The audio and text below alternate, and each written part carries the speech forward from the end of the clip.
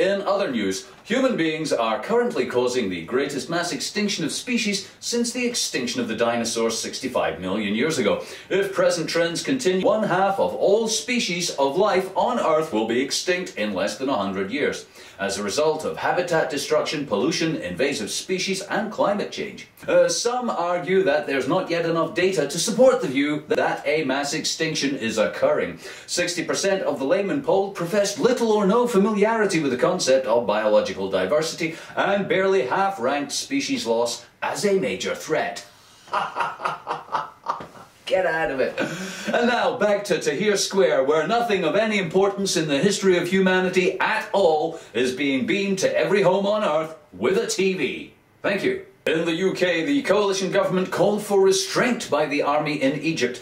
David Cameron didn't say, "It is imperative that nobody mention the pointlessness of this coverage, and that we all watch in hushed reverence as the poor and hungry people of Egypt argue about who should lie to them in the future, and what lies they should tell them." Some protesters want lies about the economy and jobs and higher wages, so they can buy shit they don't need. Others want lies about freedom and choice and democracy, like we have in the West, so we can all flush our shit away and drink Coca-Cola whilst living off the backs of economic slaves somewhere else on Earth. Jolly good. These are simple lies that everybody should have a right to, and I fully support the right of Egypt and their struggle to have those lies. And finally, Scotland enters the space race. Gone ya beauty!